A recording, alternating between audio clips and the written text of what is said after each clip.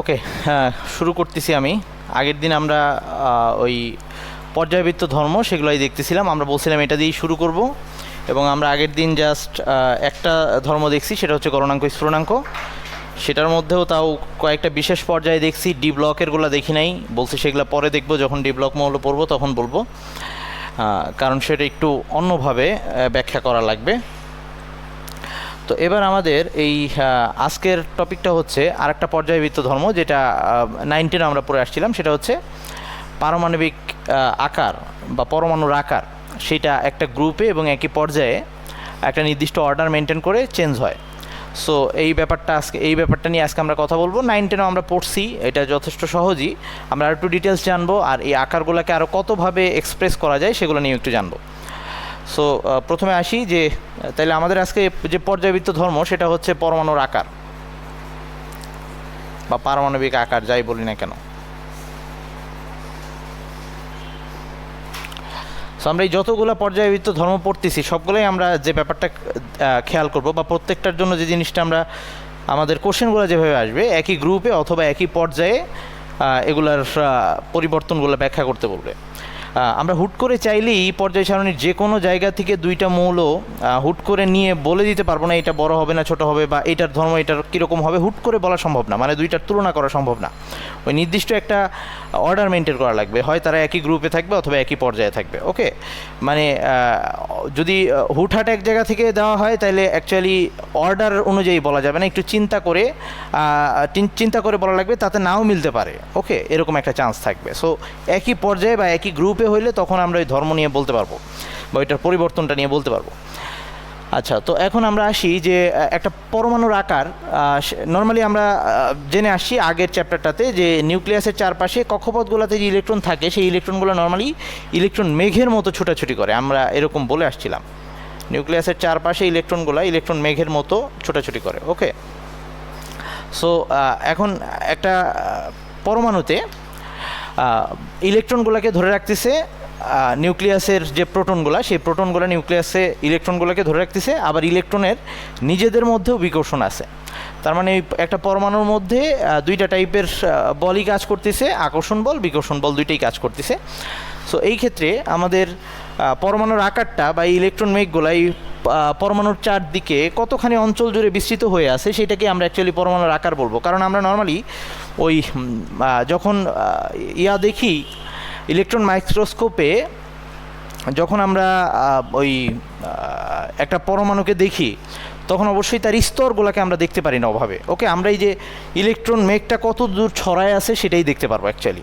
So electron ডেনসিটিটা বা electron মেঘটা কতখানি এরিয়া জুড়ে আছে সেটা দিয়ে আমরা একটা পরমাণুর আকারকে জাজ করব। আরও কয়েকভাবে জাজ করা যায়, সেটা আমি সামনে আসতেছি।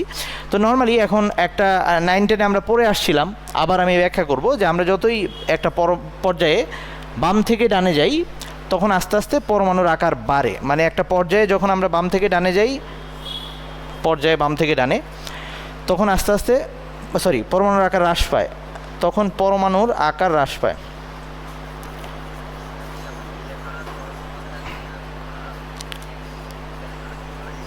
আচ্ছা, মানে মানে ওইটা তো ধর আমরা তো যখন তরঙ্গ ধর্ম দিয়ে কথা বলবো তখন তরঙ্গের বৈশিষ্ট্যগুলো নিয়ে আসবো, তখন আর ব্যাসার্ধের ব্যাপারটা আসবে না, তখন ওই বিস্তারের ব্যাপার স্যাপার আসবে। আর যখন আমরা ব্যাসার্ধ নিয়ে কথা বলবো তখন কণা ধর্ম নিয়ে কথা বলতে হবে, মানে কী টাইপের ধর্ম নিয়ে কথা বলতেছি সেটার উপর ডিপেন্ড করবে। আচ্ছা, এই যে আমি এরকম উল্টাপাল্টা বানান লিখে ফেললে বলিস, আবার কথায়ও ভুলভাল বলে ফেললে তোরা ধরতে পারলে বলিস কিন্তু, কারণ আমি পরে আবার যখন ভিডিও চেক করি দেখি মাঝে মাঝে 2-1টা ওয়ার্ড উল্টাপাল্টা বলে ফেলছি, এবং এটা বোঝা যায় যে ওইটা আমি ভুল বলছি, তাও তোরা কোনো রেসপন্স করিস না। আচ্ছা, তো বাম থেকে ডানে গেলে আকার হ্রাস পায়। সো আকার হ্রাস পাওয়ার রিজনটা কি? যত আমি বাম থেকে ডানে যাই তত যে ব্যাপারটা হয়, যেহেতু একই পর্যায়ে আছে, নতুন করে আর স্তর বাড়তেছে না। সো আমি যদি ইলেকট্রন মেঘ আকারে চিন্তা করি, আচ্ছা আমি স্তর আকারেও দেখাচ্ছি। ধর তৃতীয় পর্যায়ে যদি কথা বলি, তৃতীয় পর্যায়ে হলে প্রত্যেকটা, এটা ধর নিউক্লিয়াস, তার বাইরে 1টা 2টা 3টা।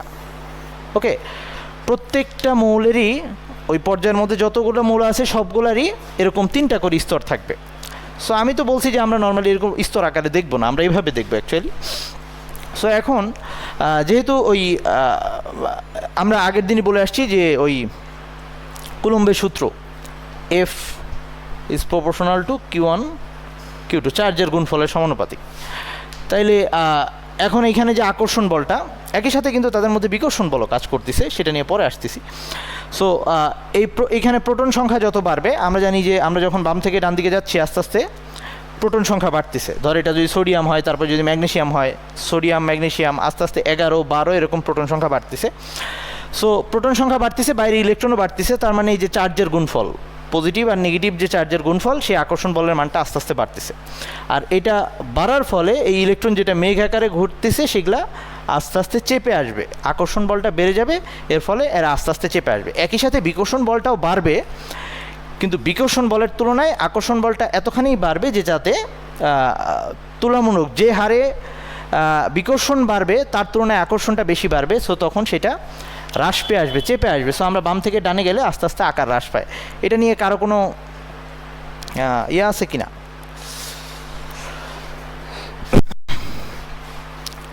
এটা নিয়ে কারো কোনো প্রবলেম আছে কি না? কারো কোনো প্রবলেম নাই? আচ্ছা, তাহলে বাম থেকে ডানে গেলে আকার হ্রাস পাবে, এটা নিয়ে কারো কোনো ঝামেলা নাই। এখন আসি আমরা উপর থেকে যদি নিচে নামি একটা পরমাণুর ক্ষেত্রে, সো তখন ওই গ্রুপের ক্ষেত্রে, একটা গ্রুপের ক্ষেত্রে উপর থেকে নিচে নামলে আবারও মানে আর কি, যদি আমি বলি লিথিয়ামের হচ্ছে 2টা স্তর, তারপরে হচ্ছে সোডিয়ামের হচ্ছে 3টা স্তর সংখ্যা বাড়তেছে। যদিও আমরা এই স্তর সংখ্যার ক্ষেত্রে ওই ইলেকট্রন মেঘের ব্যাপারটাই যদি চিন্তা করি, এটার 3টা স্তর। সো এমনি স্তর দিয়ে চিন্তা করলে আকার বেড়ে যাচ্ছে, এরকম ব্যাপার আছে। তো আমি তো আবার বলছি যে একই সাথে ইলেকট্রন সংখ্যা, এই যে এভাবে যদি আমরা দিয়ে চিন্তা করি, চার্জের গুণফল দিয়ে চিন্তা করি, তাহলে ব্যাপারটা কি দাঁড়াচ্ছে? চার্জের গুণফল দিয়ে চিন্তা করলে তখন ব্যাপারটা দাঁড়াচ্ছে যে যেহেতু এটার তুলনায় এটার প্রোটন বেড়ে যাচ্ছে, তাহলে আগের মতো চিন্তা করলে এটাও তো চেপে আসা উচিত ছিল। কিন্তু এখানে স্তর সংখ্যা বাড়ছে। এখন এই স্তর সংখ্যাতে বাড়াতে কি ব্যাপারটা হইল অ্যাকচুয়ালি? তো স্তর সংখ্যা বাড়ছে, তাতে কোথায় প্রবলেমটা হইল? আচ্ছা, সেখানে যে প্রবলেমটা চলে আসছে সেটা হচ্ছে এই যে ইলেকট্রনের মধ্যে যে এই পজিটিভ চার্জটাই ইলেকট্রনগুলোকে ধরে রাখে। এখন ইলেকট্রন আর ইলেকট্রনের মধ্যে বিকর্ষণ আছে। তো ধর এরকম একটা ব্যাপার যে ধর এইখানে এই লিথিয়ামের ক্ষেত্রে বাইরের শেলে যে ইলেকট্রন আছে বা বাইরের স্তরগুলোর ইলেকট্রন, এইখানে সোডিয়ামের ক্ষেত্রে যে বাইরের স্তরগুলোর ইলেকট্রন, লিথিয়ামের মধ্যে ভেতরে এরকম আরও একটা শেল আছে, সেখানে 2টা ইলেকট্রন আছে। আর সোডিয়ামের মধ্যে এরকম ভেতরের যে আরও 2টা শেল আছে, সেটার মধ্যে ওই 8টা আর 2টা ইলেকট্রন এরকম আছে, বাইরে একটা। ওকে, আমি তৃতীয় এই গ্রুপ 1-এর জন্য বলতেছি আর কি। তো এই ক্ষেত্রে পজিটিভ চার্জ বেড়ে গেছে, কিন্তু পজিটিভ চার্জের টানার ক্ষমতাটা তুলনামূলকভাবে আবারও কমে আসছে। কোন জায়গায় কমে আসছে? মানে ওই যে আকর্ষণ বিকর্ষণ দুইটাই কাজ করতেছে। আগেরবার আকর্ষণ বলটা বেশি হয়ে গেছিলো, এবার বিকর্ষণ বলটা বেশি পরিমাণে কাজ করতেছে। এই ক্ষেত্রে ব্যাপারটা যেটা দাঁড়াইছে, নিউক্লিয়াসকে ঘিরে ধরা, এই যে ধর এইখানে বাইরের শেলের ইলেকট্রনটাকে যে টানবে, বাইরের ইলেকট্রন মেঘটা, মেনলি বাইরের শেলের ইলেকট্রনগুলো একটু বেশি ছড়ায় পড়বে। কী কারণে বেশি ছড়ায় পড়বে? নিউক্লিয়াসটা যখন ওই বাইরের স্তরের ইলেকট্রনটাকে টানতে যায়, তাকে বাধা দিচ্ছে কে? তাকে ঢেকে রাখছে কে? ঢেকে রাখছে এই ভিতরকার ইলেকট্রনগুলো। এই যে এই ভিতরকার শেলের ইলেকট্রনগুলো, এই 2 শেলের ইলেকট্রনগুলো, এইখানে এই একটা শেলের ইলেকট্রনগুলো, ওকে, নিউক্লিয়াসকে ঘিরে ধরে রাখছে। মানে বাইরের শেলটার ইলেকট্রনগুলোকে বা ইলেকট্রন মেঘটাকে টেনে ধরা থেকে আটকায় রাখতেছে নিউক্লিয়াসটাকে, কারণ ওরাও এদেরকে বিকর্ষণ করতেছে। সো এখানে ওই যে 2টা টাইপের বল কিন্তু করতেছে, তোরা কিন্তু অলরেডি ভেক্টর পড়ে ফেলছিস। একটা হচ্ছে ভিতরের দিকে আর একটা বাইরের দিকে, মানে একটা টানতিছে আর একটা বিকর্ষণ করতেছে। তো প্লাস মাইনাস করে কাটাকাটি লব্ধি বলের ব্যাপার স্যাপারই থাকবে। সো এইখানে নিউক্লিয়াস যখন বাইরের শেলের মেঘটাকে ধরে চেপে আনার চেষ্টা করতেছে, বাধা পাচ্ছে এই ভিতরের, আগেরবার ভিতরের 2টা ইলেকট্রন তাকে বাধা দিত, এখন প্রোটন বেড়ে গেছে, কিন্তু এবার ওইখানে বাধা দিচ্ছে প্রায় 10টা ইলেকট্রন। তার মানে যত আমরা নিচের দিকে নামতেছি, স্তর সংখ্যা বাড়তিছে, একই সাথে প্রোটন সংখ্যাও বাড়তিছে। তার মানে চার্জের গুণফল বাড়লে আকর্ষণ বলটা বাড়ার কথা। কিন্তু একই সাথে এই ক্ষেত্রে শিল্ডিং ইলেকট্রন, এগুলাকে বলা হয় শিল্ডিং ইলেকট্রন। শিল্ড শব্দের অর্থটা হচ্ছে ঢাল, যেটা আচ্ছাদন দিয়ে রাখে, ওকে, বা কভারিং দিয়ে রাখে। তাহলে এই ক্ষেত্রে নিউক্লিয়াসকে ঢেকে রাখছে যে ইলেকট্রনগুলা, এই ইলেকট্রন, এই দুই স্তরের ইলেকট্রনগুলোকে আমরা এই ক্ষেত্রে, এই মানে আর কি সহজ কথায় দুই স্তর না বলে আমি এভাবে বলি যে বাইরের শেলটাকে আমরা যোজ্যতা স্তর বলি, তাই না? যোজ্যতা স্তরের ভেতরে যত শেল আছে, নিউক্লিয়াস আর যোজ্যতা স্তরের মধ্যে, এই শেলে যত ইলেকট্রনগুলো আছে এগুলোকে আমরা একসাথে বলি শিল্ডিং ইলেকট্রন।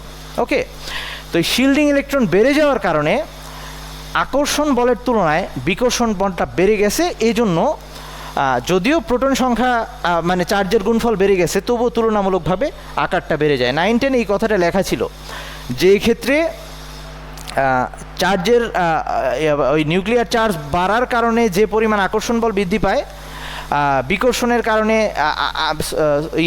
ওই বিকর্ষণের কারণে ইলেকট্রনের আকার বৃদ্ধি পাওয়াটা, মানে আকার যতখানি ছোট হয় তার তুলনায় বিকর্ষণের কারণে বৃদ্ধি পাওয়াটা বেশি হয়, এরকম একটা লাইন লেখা ছিল। সো আমরা এই ক্ষেত্রে তার মানে স্তর সংখ্যা বাড়তেছে যখন, তখন আমাদের যোজ্যতা স্তর আর নিউক্লিয়াসের মাঝখানে কিছু ইলেকট্রন বেশি হয়ে যাচ্ছে। আগেরবার 2টা ছিল, এবার আসছে 10টা। আমি যদি পরেরটায় যাই, পটাশিয়ামে যাই, সোডিয়ামের পরে যে পটাশিয়াম, ওইখানে ভেতরে থাকবে আরও 18টা, বাইরে একটা থাকবে। মানে এভাবে আস্তে আস্তে ভিতরে শিল্ডিং ইলেকট্রন বেড়ে যাচ্ছে, যারা ইলেকট্রন মেঘটাকে নিউক্লিয়াসের দিকে টেনে রাখা থেকে নিউক্লিয়াসকে আটকায় দিচ্ছে। এই কারণে নিউক্লিয়াসের চারপাশে ইলেকট্রন মেঘের ডেন্সিটিটা বা ঘনত্বটা, ইলেকট্রন মেঘটা একটু বেশি এরিয়া জুড়ে ছড়ায় পড়তেছে, এই কারণে আকারটা বড় লাগতেছে। তার মানে উপর থেকে যতই নিচের দিকে নামবো আস্তে আস্তে পরমাণুর আকার বৃদ্ধি পাইতে থাকবে। এইটুক নিয়ে কারো কোনো কথা আছে কি না? আশা করি কারো কোনো কথা নাই। কারো কোনো কোশ্চেন থাকলে বলতে পারি। সে না, শিল্ডিং ইলেকট্রন যোজ্যতা স্তরের ইলেকট্রন বাদ দিয়ে যোজ্যতা স্তর ও নিউক্লিয়াস, এই দুই স্তরের মধ্যে যত ইলেকট্রন থাকে এগুলাকে আমরা শিল্ডিং ইলেকট্রন বলি। একটু পরে এই কথাগুলো বারবার দরকার হবে সামনে আয়নীকরণ শক্তি আর ইলেকট্রন আসক্তি বুঝাইতে গিয়ে। ওকে, এবার আসি আমরা এই পারমাণবিক আকারটাকে বা একটা পরমাণুর বা অণুর আকার বুঝাইতে গিয়ে আমরা কয়েকটা টার্ম ইউজ করি, কয়েকটা ভাবে এই আকারগুলোকে ব্যাখ্যা করতে পারি। সো একটা হচ্ছে পারমাণবিক ব্যাসার্ধ। তো আমরা এই আকার বুঝাইতে গিয়ে কয়েকটা টার্ম ইউজ করব, তার একটা হচ্ছে পারমাণবিক ব্যাসার্ধ। সো প্রথমে আসি পারমাণবিক ব্যাসার্ধ কি, একটা একটা করে বলে যাচ্ছি। এগুলো নর্মালি সংজ্ঞা আসে। সো আমরা আমাদের বইয়ে যে 9-10 আকারগুলো লেখা ছিল, ওই যে ওখানে সবসময় আমরা পারমাণবিক ব্যাসার্ধ দিয়ে কাজ করে আসছি। এতদিন যত আকার ব্যাখ্যা করা হয়েছে সবগুলো ক্ষেত্রে আমরা এই পারমাণবিক ব্যাসার্ধটা ইউজ করছি। আজকে আমরা আরও কিছু এক্সট্রা জিনিসপত্র শিখব। সো পারমাণবিক ব্যাসার্ধ বলতে আমরা বুঝবো, আমরা তো কখনোই পরমাণুকে এভাবে দেখব না। সো একটা নিউক্লিয়াস থেকে, পরমাণুর নিউক্লিয়াস থেকে যত দূর পর্যন্ত তার সর্বোচ্চ ইলেকট্রন মেঘটা বিস্তৃত হয়েছে, ওই নিউক্লিয়াস থেকে ওই সর্বোচ্চ ইলেকট্রন মেঘের যে দূরত্ব, এইটুকুকে আমরা বলবো পারমাণবিক ব্যাসার্ধ। ওকে, এখন এই পারমাণবিক ব্যাসার্ধ এইটা পরমাণুর ক্ষেত্রে খাটতেছে। এখন যখন এটা আয়ন হয়ে যাবে তখন এইটার নাম চেঞ্জ হয়ে যাবে আয়নিক ব্যাসার্ধ। তার মানে একটা গেল পারমাণবিক ব্যাসার্ধ, টার্মগুলো আমি একটা একটা করে বলে যাচ্ছি। অ্যাটমিক রেডিয়াস বা পারমাণবিক ব্যাসার্ধ। পারমাণবিক ব্যাসার্ধ এটা কাকে বলতেছি? পরমাণুর নিউক্লিয়াস থেকে ইলেকট্রন মেঘের যে সর্বোচ্চ দূরত্ব, ইলেকট্রন মেঘ সর্বোচ্চ যে দূরত্ব পর্যন্ত দেখা যাচ্ছে সেটাকে আমরা বলবো অ্যাটমিক রেডিয়াস। এবং আমাদের ধর বইয়ের মধ্যে যত লেখা আছে, আকারগুলো লেখা আছে, এগুলো এরকম পারমাণবিক ব্যাসার্ধ দিয়েই বেশিরভাগ ক্ষেত্রে লেখা। পরমাণুর আকারগুলো ন্যানোমিটারে অথবা আর্মস্ট্রং এককে দেওয়া থাকতো। 9-10 মনে হয় আর্মস্ট্রং এককে দেওয়া ছিল। আচ্ছা, এবার আসি আমরা আরও কিছু আকার আসি। আয়নিক ব্যাসার্ধ এটাও আসতেছি আমি একটু। আচ্ছা, আয়নিক ব্যাসার্ধ একটু, আচ্ছা আমি আমার নোটের সিরিয়াল অনুযায়ী যাচ্ছি। ওকে, তো এরপর আমরা যদি ইসের ক্ষেত্রে চিন্তা করি, ধাতুর ক্ষেত্রে চিন্তা করি, তো আমরা ধাতুর খণ্ডকে যখন একসাথে দেখব, ধাতুর খণ্ডের মধ্যে যখন দিয়ে ইলেকট্রন মাইক্রোস্কোপ দিয়ে আমরা যখন ধাতুর পরমাণুগুলোকে দেখতে যাব, তখন ধাতুর পরমাণুগুলোর ইলেকট্রন মেঘ এক্স্যাক্টলি আমরা বুঝতে পারবো না। কেন বুঝতে পারবো না? আগের দিন তো বলে আসছিলাম যে ধাতুর মধ্যে এরকম একটা অবস্থা হয়ে যায়। এই একটা ধর ধাতুর এটা হচ্ছে একটা পরমাণু, এইটা ধাতুর আর একটা পরমাণু। দেখা না গেলে বলিস, এই জায়গায় আলো পড়ছে।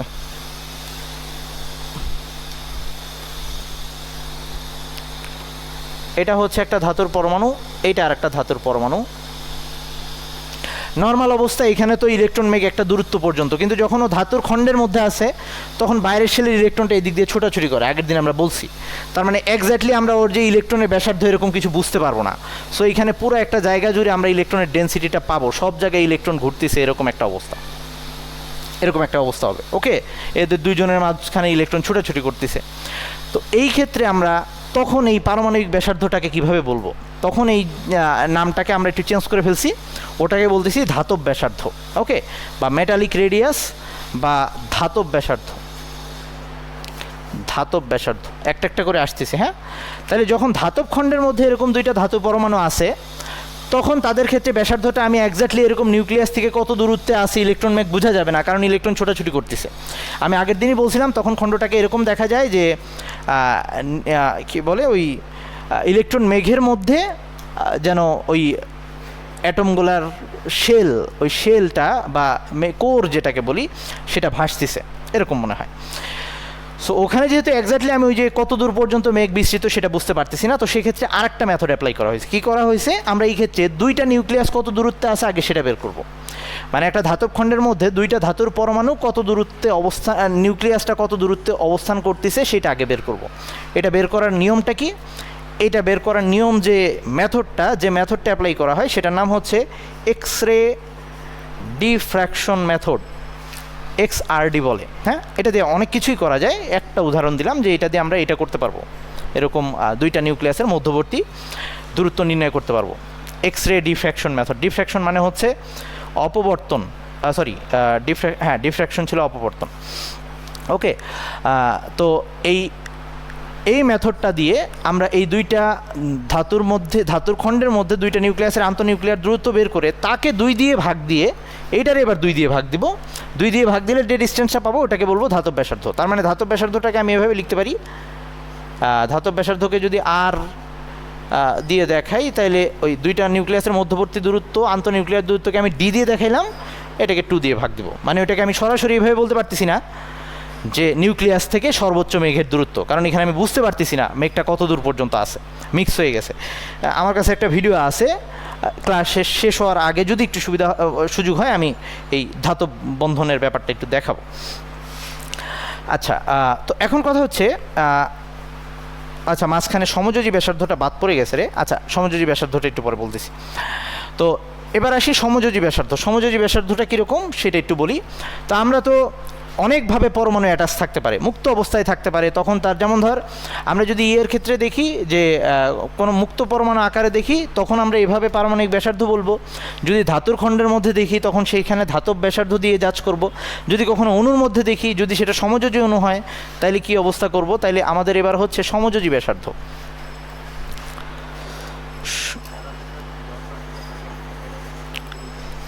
ডট ডট দিয়ে সার্কেল বুঝাই নাই, ওই যে ইলেকট্রন মেঘটাই, ধাতুর মধ্যে তো ইলেকট্রনটা আর ওখানে থাকে না, পুরা খণ্ডের মধ্যে ছোটাছুটি করে।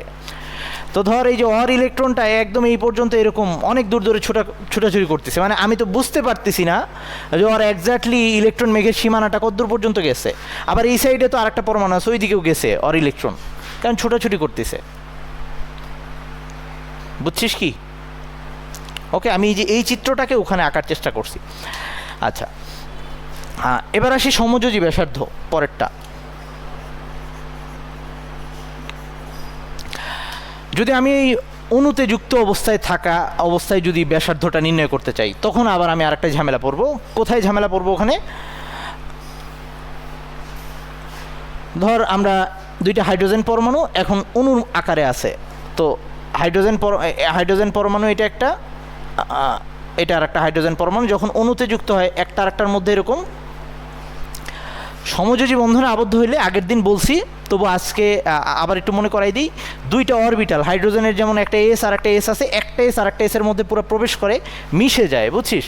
মানে ওই ডিস্টেন্সটা তখন আর নর্মাল দুইটা পরমাণু আঁকলে যেরকম ডিস্টেন্স হয় ওরকম হয় না। তো ধর দুইটা এরকম এক জায়গায় হয়ে গেছে, তো এই ক্ষেত্রে এরকম অবস্থা হবে, এরকম ইলেকট্রনটা এই পুরা এরিয়ার মধ্যে এরকম ঘুরতে থাকবে। ওকে, তো এই ক্ষেত্রেও আমার আবার এক্স্যাক্ট ইলেকট্রনের বিস্তারটা কত দূর পর্যন্ত সেটা বের করা একটু ডিফিকাল্ট হয়ে যাবে। তো তখন আমরা আগের মেথডটা অ্যাপ্লাই করব, যে সমযোজী ব্যাসার্ধ কাকে বলবো? আগেরটা বলছিলাম ধাতব ব্যাসার্ধ, সেটার ডেফিনেশনটা এরকম হবে, ধাতব বন্ধনে আবদ্ধ দুইটা পরমাণুর নিউক্লিয়াসের মধ্যবর্তী দূরত্বের অর্ধেককে আমরা বলি ধাতব ব্যাসার্ধ। তাইলে সমযোজী ব্যাসার্ধর ক্ষেত্রেও এই একইভাবে এখন দুইটা অণুর নিউক্লিয়াসের দূরত্ব নির্ণয় করবো এই এক্সআরডি মেথডে। ওকে, তো এখন সংজ্ঞাটা সূত্রটাই আগেরটার মতোই হবে, যে দুইটা নিউক্লিয়াসের মধ্যবর্তী দূরত্ব হচ্ছে ডি আর ডিভাইডেড বাই 2। তো এবার সংজ্ঞাটা চেঞ্জ হবে কোথায়? আগেরবার বলছিলাম ধাতব বন্ধনে আবদ্ধ, এবার বলবো সমযোজী বন্ধনে আবদ্ধ দুইটা পরমাণুর আন্তঃনিউক্লিয়ার দূরত্বের অর্ধেককে আমরা বলবো সমযোজী ব্যাসার্ধ। এখন একটা কোশ্চেন প্রায়ই আসে, ধাতব ব্যাসার্ধ বেশি হবে না সমযোজী ব্যাসার্ধ বেশি হবে?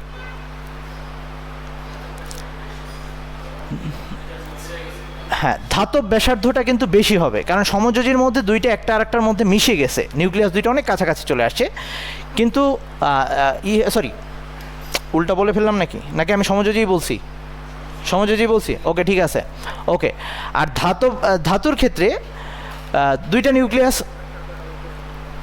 হ্যাঁ সমযোজীর ক্ষেত্রে দুইটা পরমাণুতে একসাথে মিশে গেছে, সো এরা অনেক কাছাকাছি চলে আসবে নিউক্লিয়াস দুইটা। কিন্তু ধাতুর ক্ষেত্রে দুইটা নিউক্লিয়াস কিন্তু ওখানে ইন্টারেকশনে যায় নাই, তারা ওভাবেই আছে, বাইরের ইলেকট্রনগুলো ছোটাছুটি করতেছে, সো সেক্ষেত্রে ডিস্টেন্সটা একটু বেশি থাকবে। সো মাঝে মাঝে এই অবজেক্টিভটা আসে যে এই ধাতব ব্যাসার্ধ সমযোজী ব্যাসার্ধর থেকে বড়, কতখানি বড় হয়? মোটামুটি 10 থেকে 20% বেশি হয়। ধাতব ব্যাসার্ধটা সমযোজী বন্ধনের তুলনায় 10 থেকে 20% বেশি হয়, অবজেক্টিভে প্রায় আসে, মানে অ্যাডমিশনের খুব কমন একটা অবজেক্টিভ, মেডিকেল অ্যাডমিশনে আরও বেশি আসে। ওকে, এবার আসি, যদি আমি আরেকটা ভাবে আকার নির্ণয় করতে পারি, সেটা হচ্ছে ভ্যান ডার ওয়ালস ব্যাসার্ধ। ওকে, ভ্যান ডার ওয়ালস ব্যাসার্ধ যদি নির্ণয় করতে যাই তখন কিভাবে নির্ণয় করব? ধর এই যে ভ্যান ডার ওয়ালস বল কাদের মধ্যে কার্যকর হয়? ওরকম সমযোজী অণুর মধ্যেই কার্যকর হয়। না দাঁড়া, আমি বলতেছি। আচ্ছা ওয়েট, আমার একটা কল আসছে, একটু চেক করে নিই, ওয়েট কর। আচ্ছা শোন, তাহলে যেটা বলতেছিলাম যে আরেকটা নতুন ব্যাসার্ধ, আমরা আরেকটা টাইপের ব্যাসার্ধ জানতে যাচ্ছি, সেটা হচ্ছে ভ্যান ডার ওয়ালস ব্যাসার্ধ। এখন ও বললো যে তাহলে সমযোজী ব্যাসার্ধ আর ভ্যান ডার ওয়ালস ব্যাসার্ধটা কি একই রকম হবে? না, সমযোজী ব্যাসার্ধ যখন বলতেছি সমযোজী বন্ধনের কথা বলতেছি, যখন ভ্যান ডার ওয়ালস বলের কথা, ভ্যান ডার ওয়ালস ব্যাসার্ধের কথা বলবো, তখন ভ্যান ডার ওয়ালস বন্ধনের কথা বলবো। তো এবার আসি, ভ্যান ডার ওয়ালস ব্যাসার্ধের ক্ষেত্রে কি অবস্থা হবে এই হাইড্রোজেনের জন্যই। আমাকে যদি বলে যে হাইড্রোজেনের সমযোজী ব্যাসার্ধ কত, তখন আমি এভাবে বের করব, এই দুইটা হাইড্রোজেন পরমাণুর নিউক্লিয়াসের দূরত্ব বের করে ওইটা বের করব, 2 দিয়ে ভাগ দিব, তখন সংখ্যাটা এরকম হবে, সমযোজী বন্ধনে আবদ্ধ দুইটা হাইড্রোজেন পরমাণুর নিউক্লিয়াসের মধ্যবর্তী দূরত্বের অর্ধেক। ওকে, আর যদি আমাকে এই হাইড্রোজেন পরমাণুরই ভ্যান ডার ওয়ালস ব্যাসার্ধ বের করতে বলে, এবার হচ্ছে, আচ্ছা আমি সংক্ষেপে লিখলাম VW ব্যাসার্ধ, হ্যাঁ ভ্যান ডার ওয়ালস ব্যাসার্ধ। তো এই ক্ষেত্রে আমি দুইটা হাইড্রোজেন, ভ্যান ডার ওয়ালস বলটা কখন কার্যকর হয়? দুইটা অণুর মধ্যে, তাহলে আমার দুইটা হাইড্রোজেন অণু লাগবে, এই একটা হাইড্রোজেন অণু, একটা হাইড্রোজেন অণু। ওকে, সো এখন এদের মধ্যে যে ভ্যান ডার ওয়ালস বলটা কার্যকর আছে, এখন আগে ভ্যান ডার ওয়ালস বন্ধনে আবদ্ধ দুইটা অণু, এটা তো আর পরমাণুর মধ্যে হয় না, তবে পরমাণুর ক্ষেত্রে হওয়া সম্ভব। যদি আমি ওই যে নিষ্ক্রিয় গ্যাসের পরমাণু বলতাম, তখন ওই একটা পরমাণুই হইতো, যেমন এই যে ধর আর্গন, এটা একটা আর্গন পরমাণু, এটা একটা আর্গন পরমাণু, তখন সেই ক্ষেত্রে আমরা পরমাণু দিয়েও দেখাইতে পারতাম। ওকে, আচ্ছা, তো এখন এই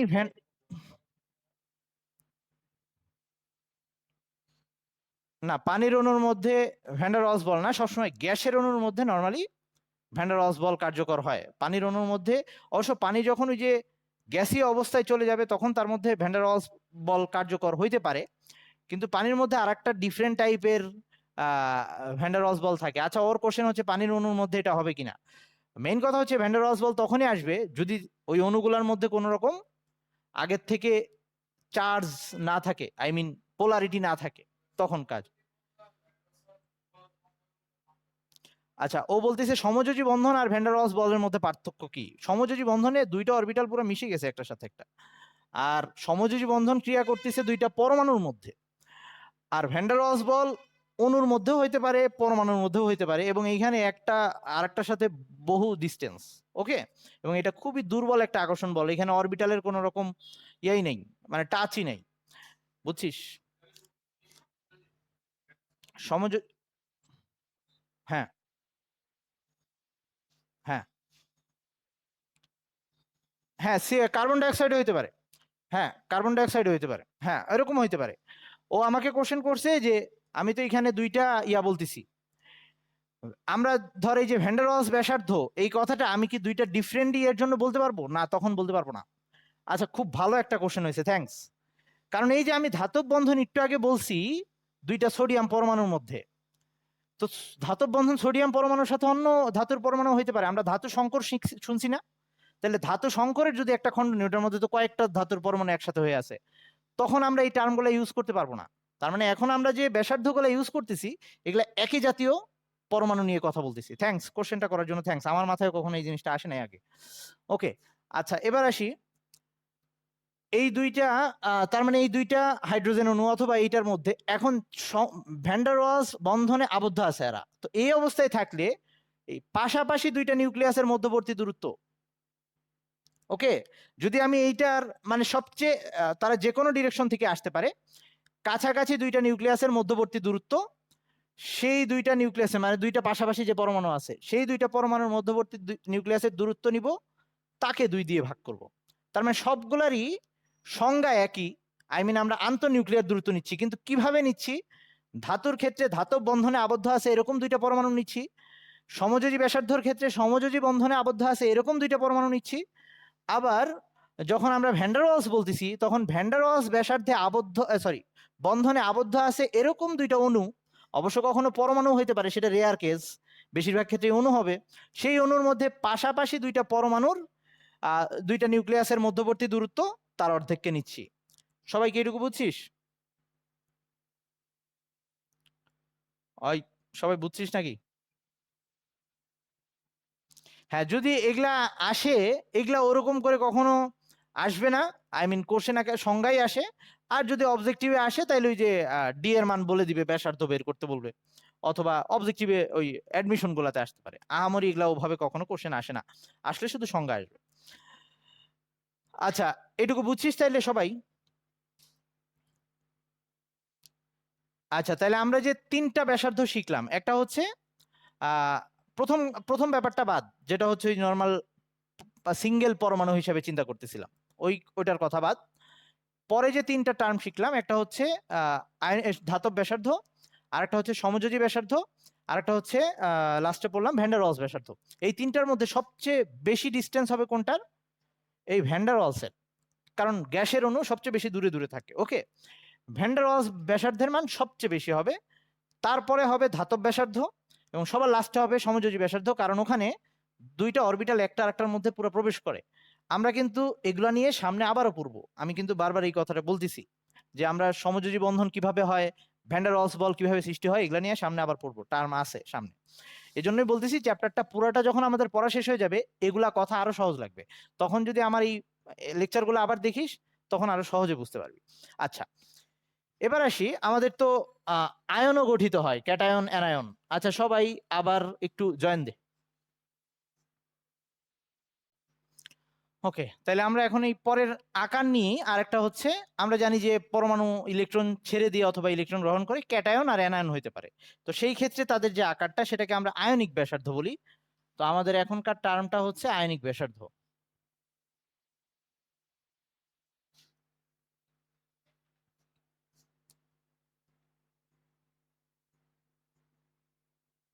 আয়নিক ব্যাসার্ধ, সো আয়নিক ব্যাসার্ধটা ওই পারমাণবিক ব্যাসার্ধের মতোই, কারণ আয়ন হওয়ার পরে সে তো বিচ্ছিন্ন অবস্থায় থাকবে। ধর সোডিয়াম একটা ইয়া ছেড়ে দিল, ইলেকট্রন ছেড়ে দিয়ে সোডিয়াম প্লাস হইলো, তো ধর এটাই ধর সোডিয়াম ছিল, সোডিয়ামের বাইরে একটা ইলেকট্রন ছেড়ে দিল, ওই ইলেকট্রন ছেড়ে দেওয়ার পরে তার বাইরের একটা শেল কমে আসবে আর কি, তাতে এটি একটু ছোট হয়ে আসবে ইলেকট্রন মেঘের ডেন্সিটিটা। এখন এটা সোডিয়াম প্লাস হয়ে গেছে, এটা ধর সোডিয়াম ছিল আর এটা হচ্ছে সোডিয়াম প্লাস, আকার ছোট হয়ে গেছে। এখন এই আকার ছোট এখানে স্তর দিয়ে না বুঝাই, যদি আমি স্তর দিয়ে বোঝানোটা তো একটা ঝামেলা, যে আমি তো বলছি স্তর, তো আমরা দেখতে পারবো না। তো আমরা আগে দেখতাম এরকম হয়তো, আগে ইলেকট্রন ডেনসিটিটা ধর এই পর্যন্ত একটু বেশি জায়গা জুড়ে থাকতো, এবার ইলেকট্রন ডেনসিটিটা এরকম চেপে আসছে। ওকে, তো চেপে আসার রিজনটা কি? তাহলে এই ক্ষেত্রে আমরা আয়নিক ব্যাসার্ধ কাকে বলবো? একটা আয়ন তৈরি হওয়ার পর, সেটা পজিটিভ হোক বা নেগেটিভ হোক, আয়ন তৈরি হওয়ার পর তার নিউক্লিয়াস থেকে সর্বোচ্চ যে দূরত্ব পর্যন্ত তার কোনো একদিকে ইলেকট্রন মেঘের বিস্তৃতি আছে, সেটাকে বলবো আমরা ওই আয়নটার আয়নিক ব্যাসার্ধ। তো একটা কোশ্চেন আসে যে পরমাণুর তুলনায় ক্যাটায়নের আকার সবসময় ছোট হয়, কেন ছোট হয় সেটাকে ব্যাখ্যা করতে বলে। ওই রিজনটা যদি আমরা এখন একটু চেক করি, কি কাহিনী হইলো এখানে। আমরা তো ওই যে স্তরের কথা ভুলে গেলাম, কারণ আমরা তো স্তর আকারে দেখবো না, আমরা তো দেখবো মেঘ আকারে। তাহলে এবার যদি আমরা চিন্তা করি, ধর এখানে আগে 11টা প্রোটন ছিল ভিতরে, বাইরে ছিল 11টা ইলেকট্রন, আর এবার ভিতরে 11টা প্রোটন, বাইরে 10টা ইলেকট্রন। ওকে, 10টা ইলেকট্রন, আর আগে বাইরে 11টা ইলেকট্রন ছিল। সো এই ক্ষেত্রে আগের তুলনায় আকর্ষণ বল এখানে আরো বেড়ে যাবে। ওকে, তো এখন কথা হচ্ছে, তোদের কোশ্চেন আসতে পারে যে ভাইয়া আপনি ওই যে ইসের কথা বলছেন, ওই যে কুলম্বের সূত্র অনুযায়ী বললেন যে ইয়ের চার্জের গুণফল যত বাড়ে আকর্ষণ বল তত বাড়ে, তাই তো? তাহলে সেই অনুযায়ী এখানে তো চার্জের গুণফল চিন্তা করলে 11 11 121 ছিল, এইখানে হচ্ছে 11 10 110। তাহলে এই ক্ষেত্রে কেন চেপে আসবে? এই ক্ষেত্রে আমরা একটু অন্যভাবে চিন্তা করি। দেখ, এখানে 11টা প্রোটন মিলে 11টা ইলেকট্রনকে ধরে রাখতো। তার মানে আমরা যদি ঐকিক নিয়ম অনুযায়ী চিন্তা করি, 11টা প্রোটন এবার ধরে রাখতেছে কয়টা ইলেকট্রনকে? 11টা ইলেকট্রনকে। তার মানে ইলেকট্রন প্রতিটা ইলেকট্রনকে ধরে রাখার জন্য কয়টা করে প্রোটন আছে? তার মানে ইলেকট্রন প্রতি, মানে উল্টা করে যদি চিন্তা করি, 11টা, আচ্ছা এইদিকে লিখি, 11টা ইলেকট্রনকে ধরে রাখে 11টা প্রোটন, আর প্রতিটা ইলেকট্রনকে, একটা ইলেকট্রনকে ধরে রাখার জন্য আছে এখানে একটা করে প্রোটন, মানে 11/11 এরকম অবস্থা। আর এখন পরের ক্ষেত্রে কি অবস্থা হবে? পরের ক্ষেত্রে হবে 11টা, এবার 10টা ইলেকট্রন হয়ে গেছে। 10টা ইলেকট্রনকে ধরে রাখতেছে 11টা প্রোটন, আর এবার প্রতিটা ইলেকট্রনকে ধরে রাখার জন্য প্রোটন আছে কয়টা? 11/10, মানে 1.1 প্রোটন না? 1.1 প্রোটন বলে কিছু নাই, মানে আমরা চার্জের অনুপাতে চিন্তা করলে আগের তুলনায় এবার বেশি পরিমাণ পজিটিভ একটা করে ইলেকট্রনকে ধরে রাখতে পারতেছে। বুঝাই যাচ্ছে আকর্ষণ বলটা আগের তুলনায় বেড়ে যাচ্ছে। তার মানে একটু অনেক কিছু লজিক চিন্তা করে একটু কাজ করা লাগতেছে কিন্তু, হ্যাঁ, যে আমরা যদি আবার ওই চার্জের গুণফল দিয়ে চিন্তা করি তখন কিন্তু আবার আটকে যাচ্ছে। সো এই আকর্ষণ, কারণ এখানে আমি তো খালি আকর্ষণ দিয়ে চিন্তা করতেছি, আকর্ষণ বিকর্ষণ দুইটারই ব্যাপার থাকে। কারণ যখন এই যে এখানে 10টা ইলেকট্রন হয়ে গেছে, তখন কিন্তু আবার শিল্ডিং ইলেকট্রন কমে গেছে। আচ্ছা, এই সবাই একটু খেয়াল করতো, এইখানে শিল্ডিং ইলেকট্রন কয়টা? শিল্ডিং ইলেকট্রন 10টা, আর এখন শিল্ডিং ইলেকট্রন কয়টা? 2টা। আচ্ছা, যা হোক, সবাই কি বুঝতে পারতেছিস? তানভীর খুব সজাগ আছে আর কি, ধরতে পারতেছে। শিল্ডিং ইলেকট্রন ছিল যোজ্যতা স্তরের আর নিউক্লিয়াসের মধ্যবর্তী ইলেকট্রন। তো যখন 2 8 1, এই যে সোডিয়াম এভাবে থাকে 2 8 1, এটা তো নিউক্লিয়াস এইদিকে, তাহলে তখন যোজ্যতা স্তর আর বাইরের দুই শেলের মধ্যবর্তী ইলেকট্রন 10টা, তাহলে তখন নিউক্লিয়াসকে বাধা দিছে কয়টা ইলেকট্রন? 10টা ইলেকট্রন মিলে। আর এখন নিউক্লিয়াসকে বাধা দিচ্ছে 2 8, এই যে 2টা ইলেকট্রন, তাহলে শিল্ডিং ইলেকট্রন কমে গেছে। আচ্ছা, এই সবাই তোর এরকম পাগল কেন রে? তোর কি মনে হয়? আচ্ছা, সবার কোশ্চেন এটা, আগের দিনও দেখলাম অনেকে কোশ্চেন করছে। বইয়ের মধ্যে যে ডাটাগুলো দেওয়া আছে, গলনাঙ্ক, স্ফুটনাঙ্ক, তারপর হচ্ছে এই যে ব্যাসার্ধ, এইসবের মান, কে তোরে মুখস্থ করতে বলছে এগুলা? এত তেল কোত্থেকে পাস তোরা? কোনো কিছু মুখস্থ করবি না এইসব। আসলেই কি এগুলা অ্যান্সার করতে যাবি? এত কেমনে মনে রাখবি? কেবল এই মানে একটা দুইটা ডাটা পুরা বই জুড়ে এরকম আছে। আমিও তো পারি না এগুলা কিচ্ছু।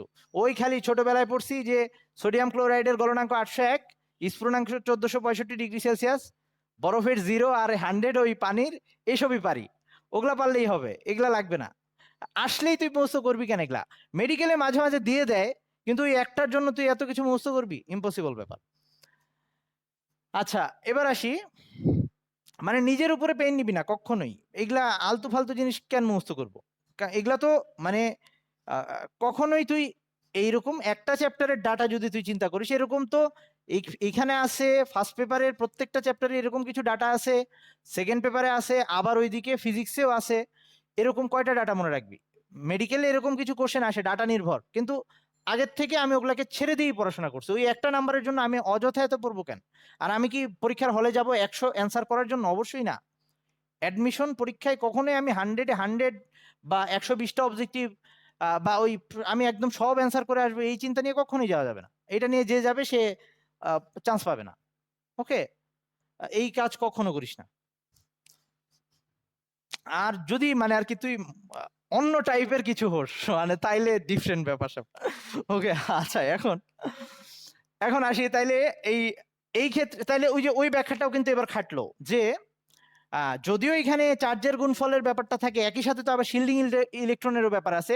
আগের বার শিল্ডিং ইলেকট্রন ছিল 10টা, সো তখন যে হারে আকর্ষণটা হয়েছে, শিল্ডিং ইলেকট্রন এখন কমে যাওয়ার কারণে আকর্ষণ বলটা আরো বেড়ে গেছে, চেপে আসছে ইলেকট্রন মেঘটা। বা এভাবেও আমরা চিন্তা করতে পারি যে ইলেকট্রন প্রতি টানার জন্য এবার প্রোটন বেশি আছে, এরকম করে চিন্তা করতে পারি। আচ্ছা, তাইলে যেভাবেই বলি না কেন সব সময় পরমাণুর তুলনায় ক্যাটায়নের আকার হ্রাস পাবে। এবার আমরা চলে যাচ্ছি অ্যানায়নের ক্ষেত্রে। তাহলে অ্যানায়নের ক্ষেত্রে কি অবস্থা হবে? আচ্ছা এই আচ্ছা এই লেখা এই লাইনগুলা কিন্তু আমার নোটের মধ্যে লেখা আছে রে। আচ্ছা, কারো যদি বাংলা লাইনগুলো বলিস যে লিখতে হবে, তাহলে এই লাইনটা তাহলে লিখে নে। ওকে, লিখে নে, এই ক্ষেত্রে লিখে নে। একটু সবাই একটু লিখে ফেল যে এই সোডিয়াম আর সোডিয়াম প্লাসের ক্ষেত্রে, এক্ষেত্রে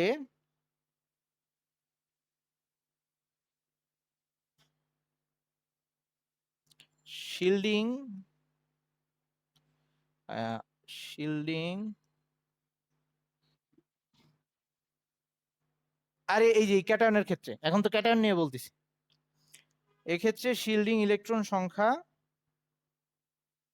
হ্রাস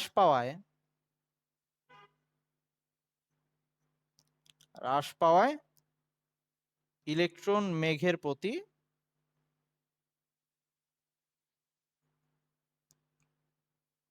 নিউক্লিয়াসের আকর্ষণ বাড়ে।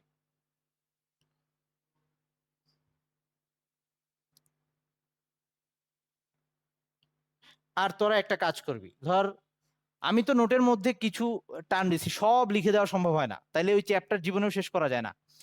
আর তোরা সামনে থাকলে এখন সামনেই তোদেরকে লেখাইতাম, এরকম একটা ব্যাপার ছিল। তো এখন তোরা যখন পরে আবার এই ভিডিওটা দেখবি, তোরা নোটের মধ্যে এরকম আমি যেগুলা কথা বলতেছি এগুলারে পজ করে করে তোর নেটটাকে তুই আরো সুন্দর বানাই ফেলবি। কারণ আমারটা জাস্ট একটা বেসিক নর্মাল ভাবে করা। ওকে, সো তোরা ওইটাকে নিজেদের মতো করে আরো সাজাই নিবি, এই কথাগুলোকে আরো অ্যাড করে। আচ্ছা, তাহলে এবার এই জিনিসটা দাঁড়াইলো। এখন যদি আমরা অ্যানায়নের ক্ষেত্রে চিন্তা করি, যে যখন ইলেকট্রন উল্টা আরো ভেতরে ঢুকবে তখন কি অবস্থা হবে? এবার হচ্ছে আমরা অ্যানায়নের ক্ষেত্রে চিন্তা করতেছি। আমরা কিন্তু এখন আয়নিক ব্যাসার্ধতেই আছি, প্রথমে ক্যাটায়ন নিয়ে বললাম, এবার অ্যানায়ন। তো এটা ধর এবার ক্লোরিন, আর এটা হচ্ছে ক্লোরিন মাইনাস, সিএল মাইনাসটা।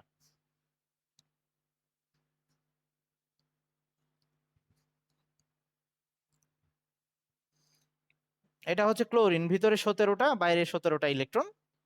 আর এবার সিএল মাইনাস হয়ে যাওয়ার পর এই ইলেকট্রন মেঘটা আরেকটু ছড়ায় পড়বে আগের তুলনায়। এবারও ভিতরে 17টা বাইরে 18টা ইলেকট্রন। এবার হ্যাঁ, এবার আগের তুলনায় ইলেকট্রন মেঘটা আরেকটু ছড়ায় পড়বে, মানে পরমাণুর তুলনায় অ্যানায়নের আকার, এটা ছিল ক্লোরিন, এটা হচ্ছে সিএল মাইনাস, সবসময় অ্যানায়নের আকার পরমাণুর তুলনায় বড় হবে। সো এইবার আমরা রিজনটা ইয়া করি। এবার কিন্তু শিল্ডিং ইলেকট্রনের কোনো ভূমিকা নাই, কারণ আগের বারও শিল্ডিং ইলেকট্রন কয়টা? 10টা। হ্যাঁ, 2 8 7। এবারও শিল্ডিং ইলেকট্রন 10টা, 2 8 8। ওকে, তো এখানে শিল্ডিং ইলেকট্রনের ব্যাপারটা আসতেছে না। এবার আমরা এভাবে চিন্তা করতে পারি যে আগের বার ধরে খালি বাইরে এভাবে চিন্তা করি, ইয়া মশার ওষুধ দিচ্ছে বোধহয় না? আচ্ছা ঠিক আছে, ধর এখন এরকম যে আমরা এভাবে চিন্তা করি, শিল্ডিং ইলেকট্রন তো একইভাবে বাধা দিবে দুই ক্ষেত্রেই, তাহলে খালি বাইরের শেলে ইলেকট্রনগুলো নিয়ে চিন্তা করি। বাইরের শেলে আছে 7টা ইলেকট্রন, এই ক্ষেত্রে আছে 8টা ইলেকট্রন। ওকে, তো তাতে এই 17টা ইলেকট্রন মিলে এবার কয়টাকে ধরে রাখতেছে? বাইরের 7টাকে। ওকে, যদিও কথাটা পুরাপুরি ভাবে সত্য না, সরি, 17টা প্রোটন মিলে বাইরে 7টাকে ধরে রাখতেছে। একদম বাইরেরটা, ভিতরের গুলোকে আমি ভুলে যাচ্ছি। অথবা আমরা ওভাবেও চিন্তা করতে পারি 17টা মিলে এবার 17টাকে টানতেছে, যদি ওই নর্মাল চিন্তা করি যে 17টা প্রোটন 17টা ইলেকট্রনকে টানতেছে, এটা হচ্ছে প্রথম ক্ষেত্রে। পরের ক্ষেত্রে ব্যাপারটা এরকম দাঁড়াচ্ছে 17টা প্রোটন মিলে 18টা ইলেকট্রনকে টানতেছে, তার মানে ইলেকট্রন প্রতি প্রোটনের সংখ্যা এবার আগের তুলনায় কমে আসছে। ওকে, সো এভাবে ব্যাখ্যা করতে পারি আমরা। আর ওই যে বাইরের শেল দিয়ে যদি বলতে চাই যে ভিতরের বাধা একই, বাইরের শেলে 17টা প্রোটন মিলে বাইরের 7টা ইলেকট্রনকে টানতেছিল আগের বার, পরের ক্ষেত্রে 8টাকে টানতেছে, তাইলে ওই আকর্ষণ বলটা তুলনামূলক কমে আসবে, টানার যে অ্যাবিলিটিটা সেটা কমে আসবে। সো এই ক্ষেত্রে ইলেকট্রন মেঘটা আরেকটু ছড়ায় পড়বে আগের তুলনায়। এবার কিন্তু শিল্ডিং ইলেকট্রনের কোনো ভূমিকা নাই, মানে শিল্ডিং ইফেক্টের কোনো ভূমিকা নাই। ওকে, আচ্ছা, তার মানে সহজ কথায় আগের তুলনায় ইলেকট্রনের বিকর্ষণ এবার বেড়ে গেছে, কারণ এই যে বাইরে ইলেকট্রন 18টা হয়ে গেছে আর আগে ছিল বাইরে ইলেকট্রন 17টা, মানে বিকর্ষণ বলটা এবার আকর্ষণ বলের তুলনায় বেশি ইফেক্টিভ হয়ে গেছে, এই জন্য ইলেকট্রনগুলা আগের তুলনায় একটু বেশি জায়গা নিয়ে ছড়ায় পড়ছে। ওকে, সো সবসময় অ্যানায়নের আকার পরমাণুর তুলনায় বড় হবে। এই কোশ্চেনগুলা ব্যাখ্যা করতে বলবে যে ক্যাটায়নের আকার সবসময় পরমাণুর তুলনায় ছোট হয় কেন ব্যাখ্যা করো, বা অ্যানায়নের আকার সবসময় পরমাণুর তুলনায় বড় হয় কেন ব্যাখ্যা করো, এভাবে ব্যাখ্যা করতে বলবে। আচ্ছা, এইবার আরেকটা ছোট কোশ্চেন আসে মাঝে মাঝে, সম আয়নিক সম ইলেকট্রনীয় উপাদান এভাবে বলে, অথবা আইসো ইলেকট্রনিক স্ট্রাকচার এভাবে বলে, বা আইসো ইলেকট্রনিক গঠন এভাবে বলে। আইসো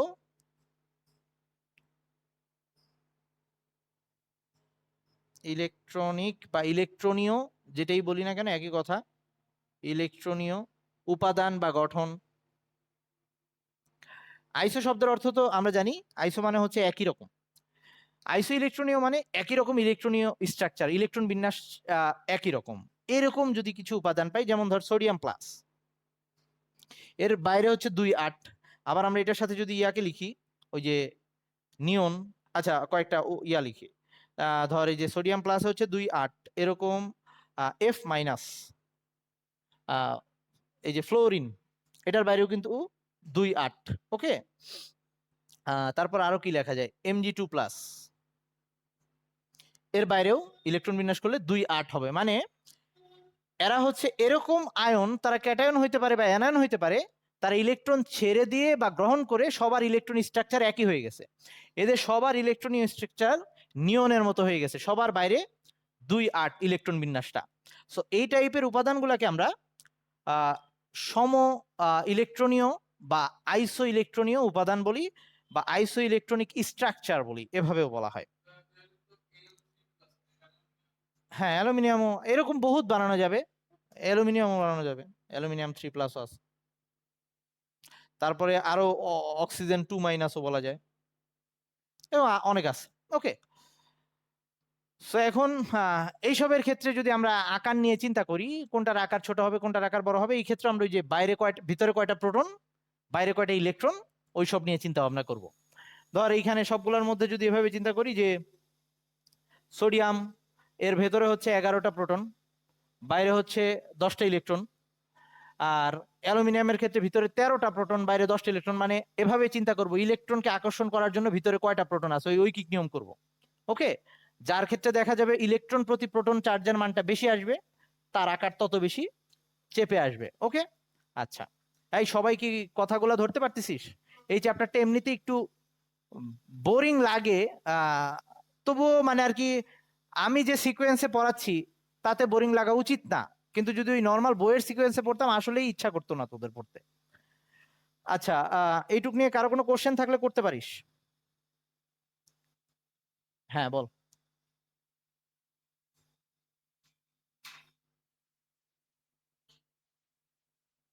কার কার F-?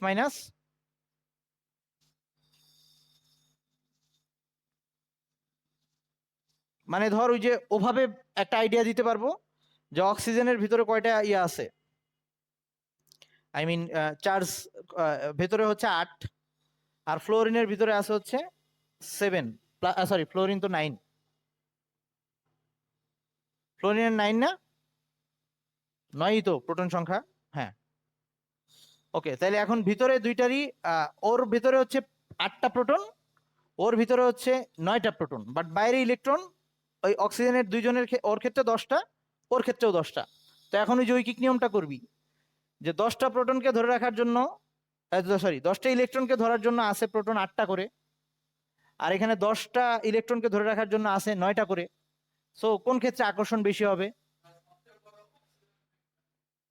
আহ, ওই হিসাব করে যদি হ্যাঁ যদি বাকি, হ্যাঁ মানে এইখানে বাকি সবগুলোর চেয়ে, হ্যাঁ সবচেয়ে বড় অক্সিজেনের আকারটাই O2 মাইনাসের আকার সবচেয়ে বড় হওয়ার কথা। ওকে, এরকম ঐকিক নিয়ম করে হিসাব করবি।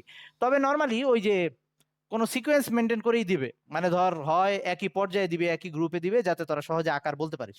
এত পেইন নেওয়ার দরকার নেই, আসলে বলবে নিচের কোন সেটটি এরকম সেট। হ্যাঁ বল, কি বলতেছিলি বল। আসলে এরকম করে কোশ্চেন আসে এগুলো অবজেক্টিভে, এক হলো সংজ্ঞায় আসে। আচ্ছা কথা আটকে যাচ্ছে রে, আচ্ছা আমি আমার কথা শেষ করি। কোশ্চেন এভাবে হইতে পারে, একটা হচ্ছে যে আইসো ইলেকট্রনীয় উপাদান বলতে কি বুঝায়, বুঝাই লেখো। আর একটা হচ্ছে অবজেক্টিভে আসে, বেশিরভাগ কোশ্চেন এগুলো এই ক্ষেত্রে অবজেক্টিভে আসে, যে নিচের কোন সেটটা আইসো ইলেকট্রনীয় উপাদান, এরকম কয়েকটা উদ্দীপকের মধ্যে কয়ের মধ্যে কয়েকটা এরকম আয়ন দেওয়া থাকবে, ক্ষয়ের মধ্যে কয়েকটা দেওয়া থাকবে, যে সেটটার মধ্যে সবাই একই রকম ইলেকট্রন স্ট্রাকচার, ওটা দাগাবি, এরকম আর কি। আহ, কোন কোশ্চেন গুলো আসবে স্পেশালি ওগুলা নিয়ে আমি আলাদা আলাদা করে বলবোই, সমস্যা নেই, এগুলা অবজেক্টিভেই বেশি আসে বা সংজ্ঞা আসে। আচ্ছা, এইটুক নিয়ে কারো কোনো কোশ্চেন আছে কি? এইটুক নিয়ে কারো কোনো কোশ্চেন কোশ্চেন আছে?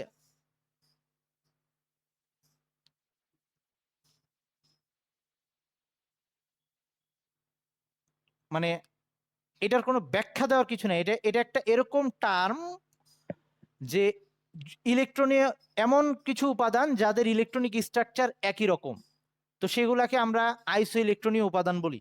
এবং এই ইলেকট্রনে এদের ওই যে ইলেকট্রনিক স্ট্রাকচার একই রকম হওয়ার কারণে এদের বিহেভিয়ারেও কিছুটা সাদৃশ্য চলে আসে বিভিন্ন ক্ষেত্রে, ধর বিশেষ করে চৌম্বক ধর্মগুলার ক্ষেত্রে।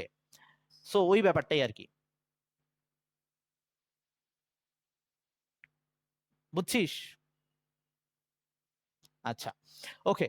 মানে চৌম্বক ধর্ম কেন, ওই যে চৌম্বক ধর্ম ব্যাখ্যা দিতে গিয়ে আমি বারবার বলছিলাম যে ইলেকট্রন জোড়া আকারে থাকলে চৌম্বক ক্ষেত্রের ব্যাপার থাকে, নেগেটিভ আকারে থাকলে একটা স্পিনে থাকলে তখন শুধুমাত্র একটা ডিরেকশনে চৌম্বক ক্ষেত্র থাকে, এরকম কথা বলছিলাম।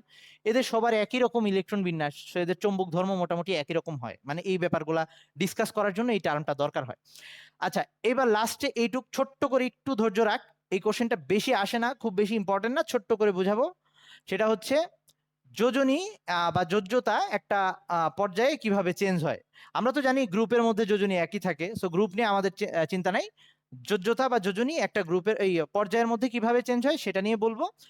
খুব বেশি আসে না কোশ্চেনটা, তবু দেখে রাখবো আমরা। আগে আসতো, এখন খুব বেশি দেখি না আসতে।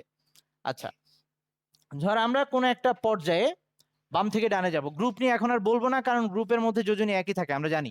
ওই কিছু আছে পরিবর্তনশীল যোজনী দেখায়, সেটা ডিফারেন্ট কেস, কিন্তু একটা পর্যায়ের মধ্যে যোজনী কিভাবে চেঞ্জ হয় সেটা আমরা দেখব। তো এবার আসি, আমাদের যোজনী বা যোজ্যতা ব্যাপারটা কি ছিল। ব্যাপারটা সংজ্ঞা অনেকভাবে দেওয়া যাইতো, তবে আমরা যদি খুব সহজ করে বলি যে একটা পরমাণু অন্য একটা পরমাণুর সাথে যুক্ত হওয়ার যে ক্ষমতা, সেটাকে তার আমরা যোজনী বা যোজ্যতা বলতাম। তো এখন অন্য কোন পরমাণুর সাথে বলবো, একটা পরমাণুকে স্ট্যান্ডার্ড ধরে বলি। সো এই ক্ষেত্রে আমরা কখনো হাইড্রোজেনের কয়টা হাইড্রোজেনের সাথে যুক্ত হইতে পারে এটাকে তার যোজনী বলতাম, অথবা কয়টা ক্লোরিনের সাথে যুক্ত হইতে পারে, অথবা কতগুলো অক্সিজেনের সাথে যুক্ত হইতে পারে, এভাবে নানাভাবে আমরা এই যোজনীটাকে ব্যাখ্যা করতে পারি।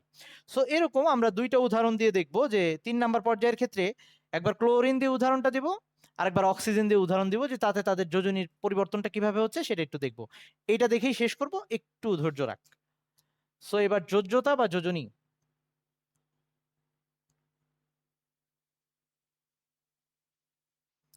ধর আমরা যদি তৃতীয় পর্যায়টা দেখি, তো তৃতীয় পর্যায়ে যা যা ছিল, NaMg,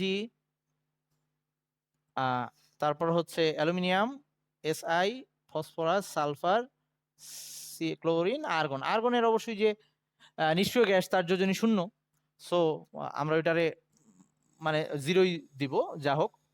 তো আমরা ফার্স্টে যদি ক্লোরিনের সাথে সবগুলোর সাথে ক্লোরিন যুক্ত করে দেখি তাদের যোজনীগুলো কেমনে চেঞ্জ হয়। সোডিয়ামের সাথে যখন ক্লোরিন যুক্ত হয় আমরা জানি NaCl গঠিত হয়, ম্যাগনেসিয়ামের সাথে MgCl2, অ্যালুমিনিয়ামের সাথে AlCl3, 9-10 এটা আমরা পড়ে আসছিলাম SiCl4। ফসফরাসের আবার দুই রকম দেখছিলাম, একবার PCl3 PCl5 দুইটাই হয়। সো আমি এখানে PCl3 লিখতেছি, রিজন আছে কেন 3 লিখলাম। আবার সালফারেরও কয়েকটা টাইপের যোজনী ছিল, আমি একটা দেখাচ্ছি, SCl2। সালফারের 3টা যোজনী ছিল। আর ক্লোরিনের জন্য ধর এই যে একটা যৌগ দেখাচ্ছি ক্লোরিনের ক্ষেত্রে, আরে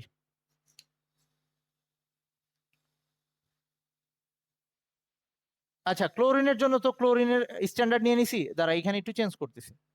ফসফরাসের জন্য PCl3 আনলাম। আচ্ছা ক্লোরিনের জন্য ধর আমরা হাইড্রোজেন দিয়ে দিলাম।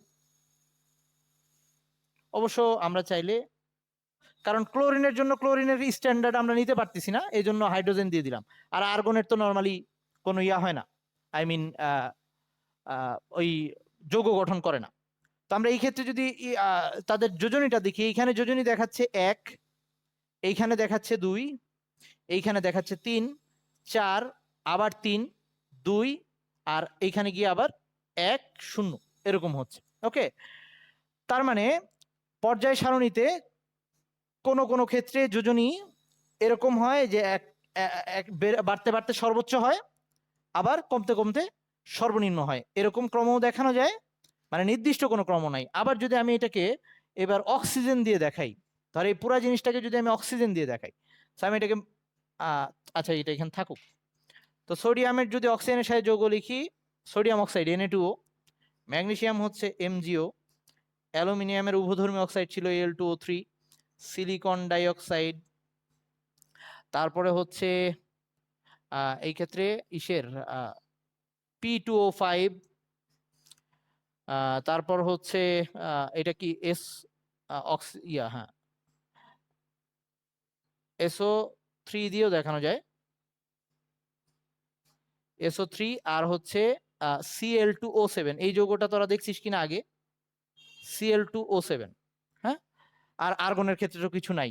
এই ক্ষেত্রে যদি আমি যোজনী চিন্তা করি, তাহলে এই ক্ষেত্রে প্রথমে আসতেছে হচ্ছে 1, মানে অক্সিজেনের সাপেক্ষে, এখানে আসতেছে 2, 3, এখানে কিন্তু 4, এই যে সিলিকনের 4 অক্সিজেনের 2 কাটাকাটি গিয়ে 2 আসছে 4, এখানে 5, এইখানে সালফারের 6, এই যে অক্সিজেনের 2 সালফারের ওখানে 6 কাটাকাটি গিয়ে 3 আসছে, আর এখানে ক্লোরিনের 7 আসছে। ক্লোরিনের যেহেতু পরিবর্তনশীল যোজনী ছিল, তার মানে কখনো যোজনীর ক্রম আমরা এরকম বৃদ্ধি পাচ্ছে টানা এরকমও পাইতে পারি, আবার কখনো প্রথমে বৃদ্ধি পেয়ে পরে হ্রাস হয়ে পাইতে পারে। তার মানে কোনো নির্দিষ্ট অর্ডার নাই, আমি কার সাপেক্ষে যোজনী নির্ণয় করতেছি সেটার উপরে ডিপেন্ড করবে। তবে একটা ইয়া করবে, মানে পর্যায়বৃত্ততা সে দেখাচ্ছে, হয় বাড়তিছে যখন শুধুই বাড়তিছে, বা কখনো একবার বাড়তে গিয়ে আবার হ্রাস পাচ্ছে, মানে মাঝখানে কোনো ওরকম উল্টাপাল্টা ব্রেক হচ্ছে না এরকম।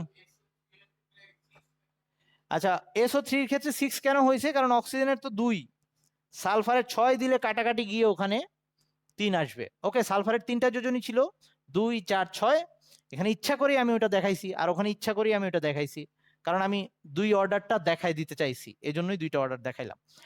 সো নর্মালি আসে না এই কোশ্চেনটা, তবু একবার দেখে রাখবে। তো আজকে আমাদের এই পর্যন্ত থাকুক, পরের দিন আবার আমরা ওই 9-10-এর যে পুরাতন টার্মগুলা, আয়নীকরণ শক্তি, ইলেকট্রন আসক্তি, ইম্পর্টেন্ট ওগুলা থেকে বারবার কোশ্চেন আসে, ওগুলা পড়বো। ধৈর্য রাখিস, মানে পরের উইকে। এখনো যারা নোট পাস নাই, প্লিজ আমাকে ওই পেমেন্টটা কনফার্ম করলে আমি তারপর নক দিলে আমি ইয়া দিয়ে দিব, নোট দিয়ে দিব ইনশাল্লাহ। আমাকে একটু নক দিস। আর কারো যদি পেমেন্ট মানে দেওয়া হয়ে থাকে তাও নোট পাস নাই এরকম যদি হয়, আমাকে একটু নক দিস। ওকে ঠিক আছে, আল্লাহ হাফেজ, ভালো থাকিস সবাই।